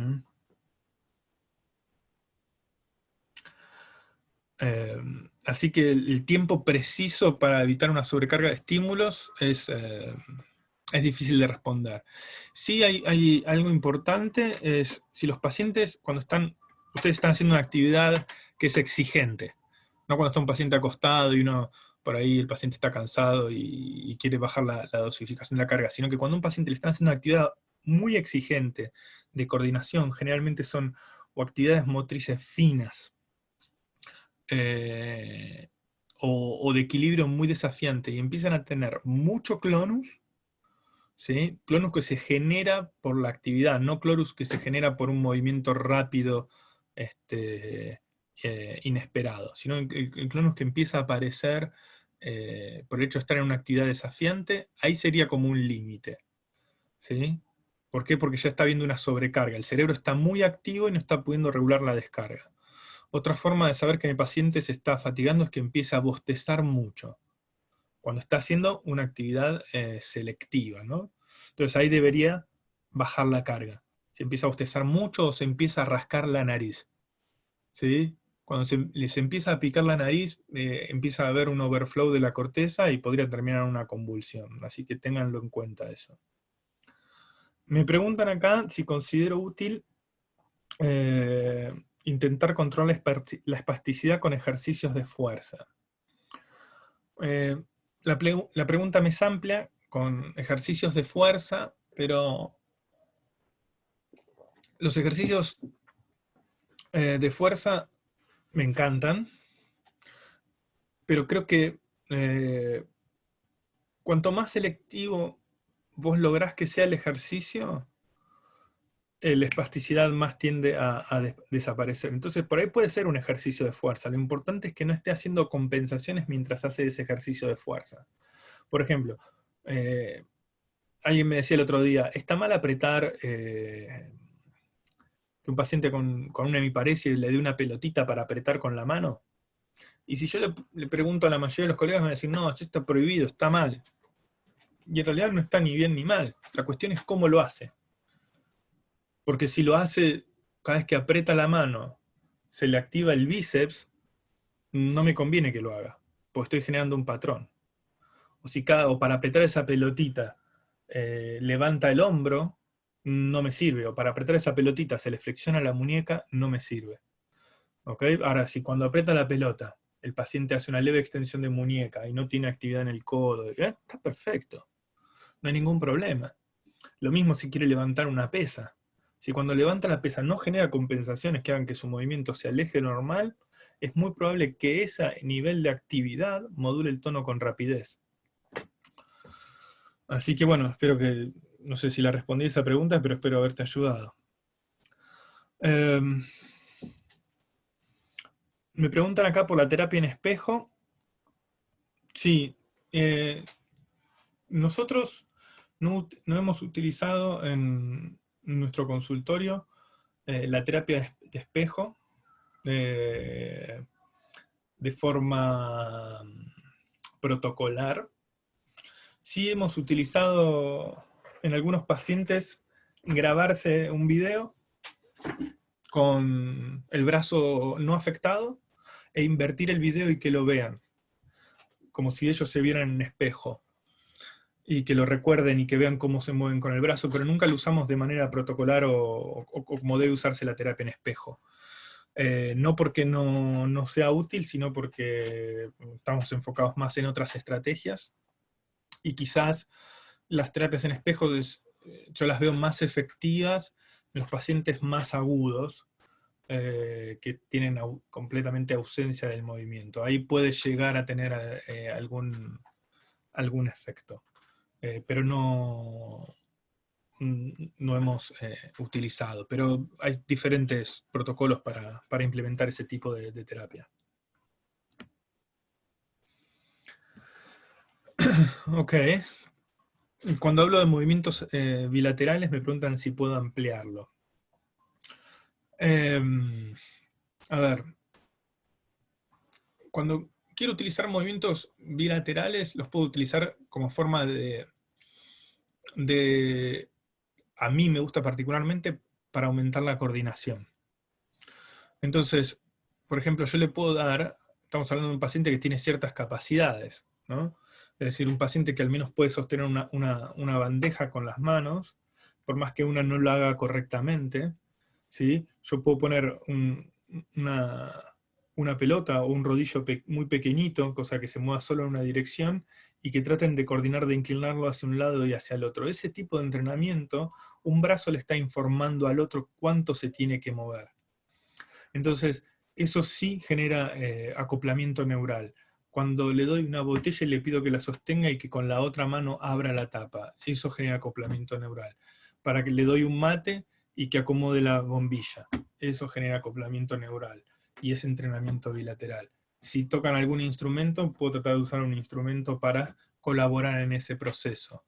Cuando sostienen un libro y giran una hoja hacia un lado, giran una hoja hacia el otro, esos movimientos tienden a generar acoplamiento neural. Y donde tienen que controlar siempre mucho las compensaciones que puedan hacer cuando usen movimientos bilaterales. ¿Ok? Y que no sea el brazo no afectado el que toma el control total del movimiento y el otro brazo se está apagando. Pues, por ejemplo, muchas veces dicen, no, bueno, es importante hacer bicicleta en los pacientes con ACV. Perfecto, pero nosotros nos encontramos que nuestros pacientes con ACV estaban pedaleando con una sola pierna y la otra se movía. Desde lejos parecía que estaban usando las dos. Sin embargo, cuando les hacíamos pedalear solo con la afectada no lo lograban hacer. Entonces, tengo que chequear que no sea que el miembro no afectado esté tomando el control de la situación. En la práctica, en internación, lo más común es ver al paciente 1 hora por día. ¿Cómo sugerirías distribuir los tiempos? Teniendo en cuenta que también hay pacientes que precisan estimular el tronco, el miembro inferior y también el miembro superior. Ok, esa es un desafío. 1 hora para todo. Bien. Lo primero, tener objetivos muy, muy pequeños. Muy pequeños. Entonces, y que el paciente entienda que esos objetivos muy pequeños, ¿sí?, van a ser los que van a posibilitar objetivos grandes. Pero tengo que tener objetivos muy pequeños y que el paciente pueda ser consciente de que está logrando, que estamos alcanzando esos objetivos. ¿Ok? Entonces,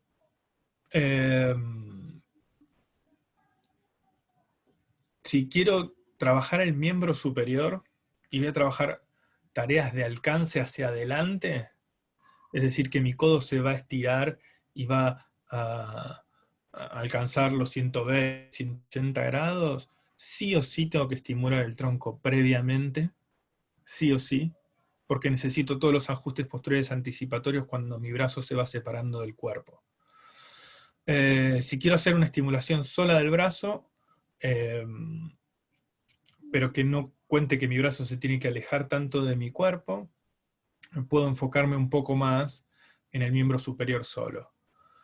Si ya los alcances van a como estar más lejos del largo de mi brazo y voy a tener que involucrar el tronco y hacia adelante, tengo que estimular primero el miembro inferior. ¿Sí? Porque la transferencia de peso que voy a hacer sobre los miembros inferiores va a dar información al control postural que va a necesitar ese miembro superior para estimar la fuerza que tiene que hacer para sostenerse lejos del cuerpo. Después hay pacientes que, como el ACV, un paciente mío me decía, mira, el ACV es un botón de random. ¿Sí? Yo tengo un ACV izquierdo, aprieto un botón y me da X síntomas. Yo tengo otro ACV izquierdo, aprieto un botón y me da otros síntomas completamente diferentes.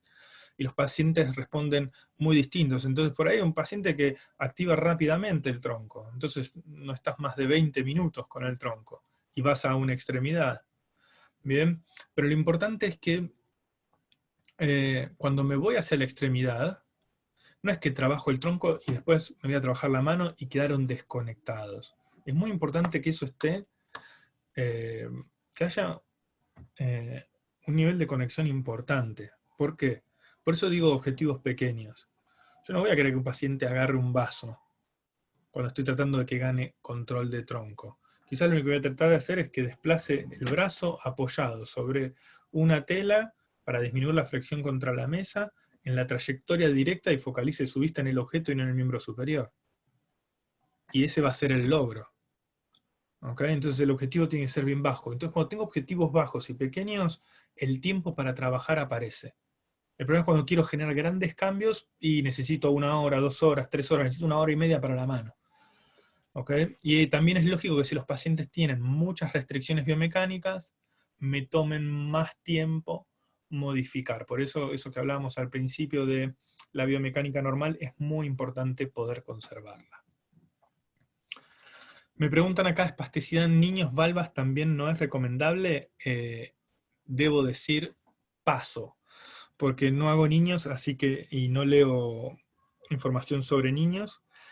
Entiendo que en niños hay cosas que son completamente diferentes. De hecho, toda la línea de Beverly-Cusick plantea cosas totalmente diferentes. Así que no te puedo responder esa pregunta. Deberíamos consultarlo con alguien que haga neuropediatría. Lo siento. Me preguntan si hay estudios en relación a la inervación del miembro superior proximal y distal, inhibición o estimulación de ciertas áreas favorecen entorpeces, alguna recomendación de lectura. No creo estar entendiendo la pregunta.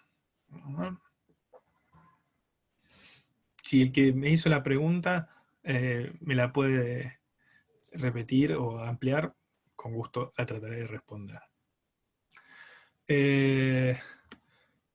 Todavía no estoy dando alguna formación, he dado formaciones sobre ataxia y Parkinson, pero bueno, sí, es algo que tengo prometido hacer a mucha gente, así que bueno, por ahí en algún momento esté esa posibilidad. Trabajar con descargas de peso en 4 patas para miembro superior. Mira,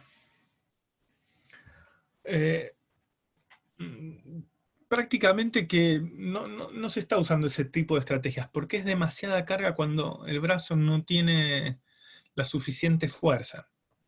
De hecho, la carga de peso sobre el brazo no tiene que ser muy alta, ¿sí? Porque no estamos habitualmente apoyándonos sobre los brazos para sostenernos. Entonces, desde el movimiento normal, no sería la estrategia más adecuada. Lo puedo usar como alguna estrategia para algo muy en particular. Por ejemplo, estoy en este paciente tratando de que se incorpore del piso al parado porque puede tener caídas, las va a tener. Es probable que sea mayor de 60 años y tuvo una ACV, o sea que su riesgo de caídas tiene aumentado. Y bueno, voy a tener que trabajarlo, pero no lo utilizaría como entrenamiento per se, el 4 patas, para trabajar la carga o la información somatosensorial de la extremidad superior.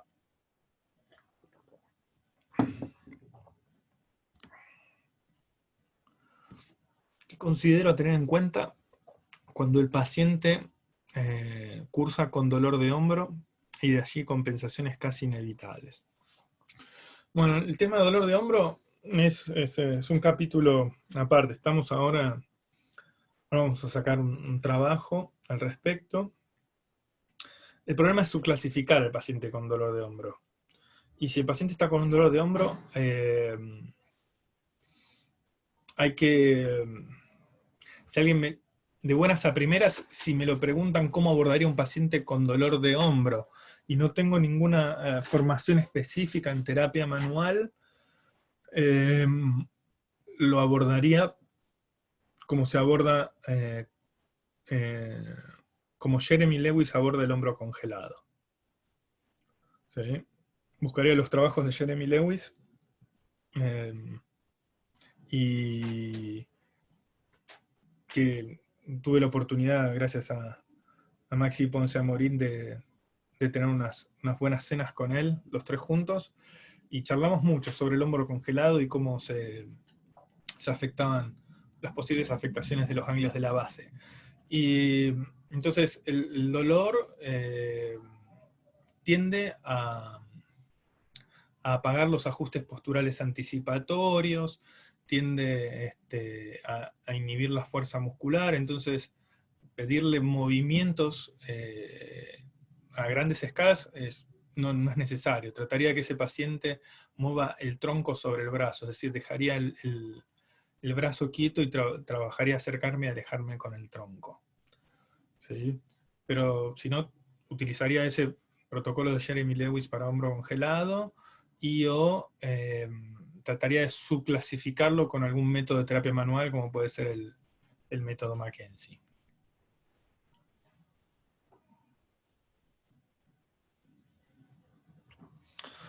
¿Hay algún requerimiento que debe tener el lado afectado en caso de utilizar terapia de acoplamiento neuronal? No, dicen que en los casos muy severos no, en los casos moderados a severos no tuvo gran efecto, pero todavía está en estudio. Un poco presentarles esa información es decirles, fíjense que hay una idea nueva que viene por acá y que se puede ir explorando, porque si no a veces cuando ya la idea nueva se instaló, estudiar todo cómo sucede es muy largo, entonces se abre un camino y lo pueden comenzar a estudiar, está piola. Pero en principio en casos muy severos no tuvo efecto.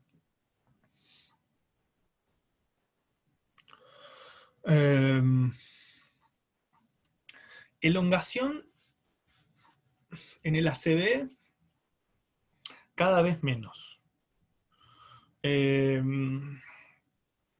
Y puede ser un poco que a veces un poco para la parte de gastrocnemios, en algunos pacientes que tienen, los pacientes más estructurales, ¿sí? Tengo que estar seguro que tienen un problema reológico estructural. Y eso creo que cuando los pacientes tienen cuestiones estructurales puedo pensar en elongar y trabajar las fascias. Si no tienen problemas estructurales del músculo y solamente tienen espasticidad, trataría de no, lo uso cada vez menos. Tengo mucho mejor respuesta y cambios sostenidos cuando logran activar el control motor que cuando los elongo pasivamente. La elongación pasivamente o el equilibrio de las fascias pasivamente, cuando no hay cambios estructurales del músculo, generan como un cambio rápido, inmediato, que uno dice, mira cómo cambió, y rápidamente vuelven. Entonces, en cambio, cuando hay activación muscular, eso aparentemente reordena más y de forma sostenida. Por ahí el cambio que ves inmediatamente es menor, pero a largo plazo es mayor. Así que, pero si el paciente tiene cuestiones estructurales, hay que atenderlas y de manera urgente. ¿Qué bibliografía recomiendo para ataxia y Parkinson en español? Ping. Yo creo que hay un español que se llama Cano de la Cuerda, que sacó algunos libros. No sé si hay alguno específico de Parkinson y ataxia de él, no me acuerdo ahora, pero puede ser que en algún libro tenga un capítulo de ello, y está bastante piola, escribe accesiblemente, así que eso puede ser una posibilidad.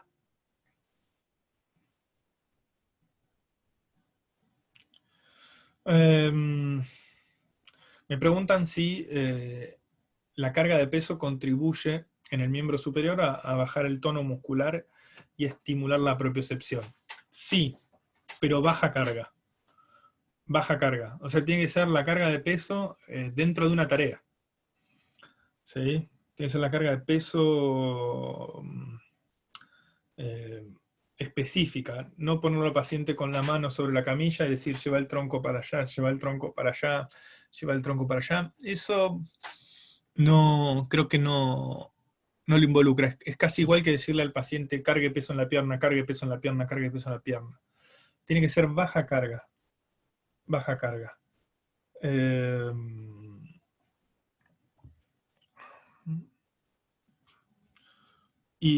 Igual la carga que hagas va a estimular la propiocepción. La cuestión es que esa información propioceptiva sea reutilizable, sea un beneficio. ¿Sí? Y sí vemos que cuando le damos la carga apropiada, ¿sí? El tono muscular se modula. ¿Sí? En los pacientes que tienen bajo tono tienden a subir un poquito, que lo necesitamos, y en los pacientes que tienen el tono alto tiende a bajar un poco, que a veces lo necesitamos. ¿Sí? A veces hay que enfocarse más en mejorar el tono muscular que en bajarlo. ¿Sí? Tratar que ese tono sea efectivo, porque si yo le hago una carga de peso y le baja todo el tono, tampoco tengo después para moverme. ¿Sí? Entonces, tengo que, eso es como, es muy artesanal, y esa es la parte linda de neuro, digamos, ¿no? La que nos aleja un poco de los papers, que me encantan, pero me encanta el paciente. El uso de cabestrillo en el dolor de hombro se recomienda en miembro superior parético. Sí, sí, sobre todo cuando generan mucho, cuando los pacientes caminan o en las transferencias el brazo se mueve y genera dolor, sí, hay que buscar todas las formas posibles de disminuir el dolor de hombro que se le puede producir al paciente de forma innecesaria. Así que sí, obviamente buscaría un cabestrillo que no me lo ponga el 90% del día en rotación interna, aducción y un poco de flexión no quiero. No porque lo sostenemos en una posición de acortamiento que es probable que lo afecte. Así que espero haber respondido todas sus consultas. Siendo las 5 menos 5, gracias a todos los participantes, los que se entraron al principio, los que se fueron, los que se quedaron, a todos. Y bueno, espero haberlos ayudado. Agradezco a todos, a ustedes por escuchar, a mi familia, que me está haciendo el aguante, mi mujer con mis hijos, mientras yo doy esta charla, y a mi equipo que siempre me ayuda a mejorar mis conocimientos. Mi mail está ahí en la presentación, pero si no, mi mail es... tengo 2 mails institucionales, y si no, mi mail personal, les doy este mail, gomezargüello @unlam.edu.ar o gomezargüello.santiago @maimonides.edu. Ahí me pueden escribir, consultarme, cualquier cosa en que los pueda ayudar, los trataré de ayudar. Así que bueno, muchas gracias y damos por terminado. Excelente jornada, gracias por estar ahí, excelentes preguntas, muy buenas preguntas, gracias.